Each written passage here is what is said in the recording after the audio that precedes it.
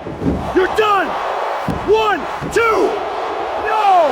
That ain't right! You don't know what you're doing! I'm sick and tired of having a good heart only to be reciprocated with use and abuse. When you expect better from them, they look at you like you're from outer space. I'm going through some hard times lately. I need a break and a cure, not a band-aid.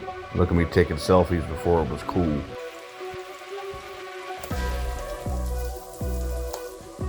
Hey folks, welcome back to another episode of The Raw Side of Rowdy. I'm your host, Rowdy Jefferson, and in this installment, it's going to get raw and maybe even spicy. But right now, I just want to start off by saying that I'm the type of person who strives to not be one way in public and another way in private, but let me further explain. What I'm really trying to say is that I have struggled all my life with being myself, let alone even knowing who I am. It seems like in this day and age, the worst thing you can be is your authentic self, as if this world far more rewards obedience and conformity with authenticity.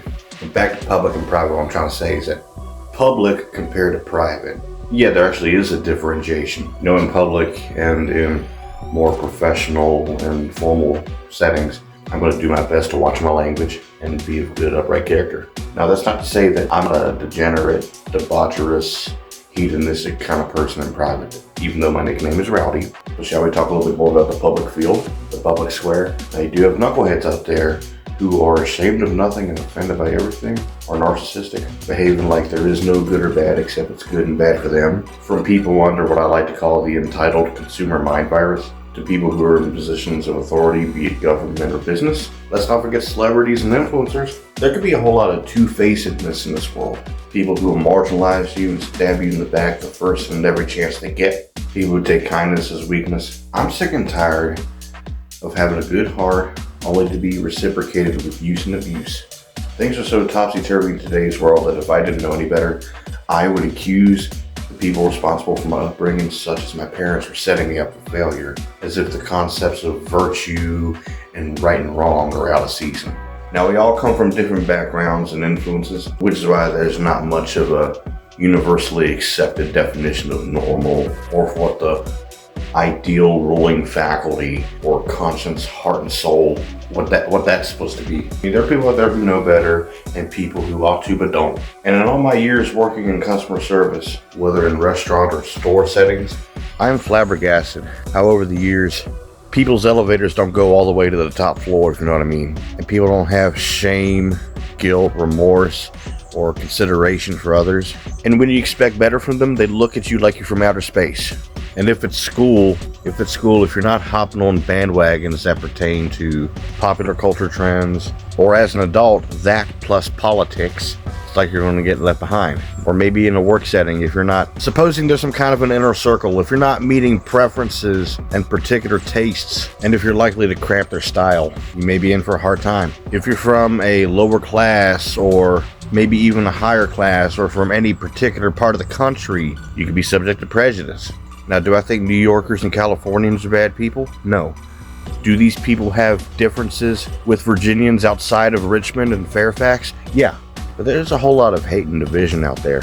Lots of rage baiting too. I remember the internet was in a frenzy when we were supposed to be losing TikTok. And the way I see it, what was presented as a national security issue was more or less an issue of manipulating media narratives and information. Somebody said that politics is the adult version of Santa Claus.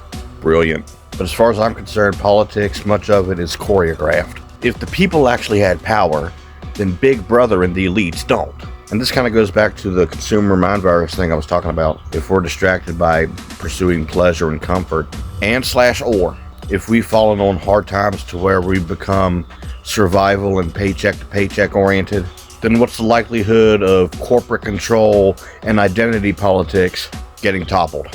So my message on that wise has become, find a way to work within the system that works, but not only works, it works for you, but is honest and fruitful. Somebody once told me that rather than trying to change the system, get in tune with nature or something to that effect. But you know what? A lot of these systems and hierarchies and dynamics stand in opposition to the laws of nature, the natural order, and even the author of nature. I'm not just talking about politics, but many aspects of life. But yeah, guys, I've been going through some hard times lately. We're going to be moving, and there's been some strain surrounding that. I'm struggling with my work-life balance. Things are getting hard to handle enough for me to see a doctor. And with everything getting all bottlenecked, I've not been able to focus on producing quality content for Rowdy JQO, the Quirky Orchard. Now this vlog has become the primary focus because it's easier to run.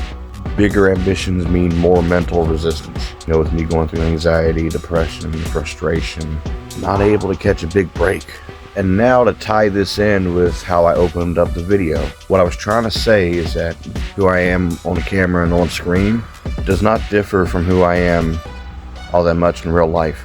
Now I could AI myself for my content to make it look like I'm living like Andrew Tate. And don't get me wrong, he's right about a lot of stuff, pointing out all the ills of our time. But as for me, I'm content with having neither too much nor too little. And the older I get, the more money, more problems makes sense.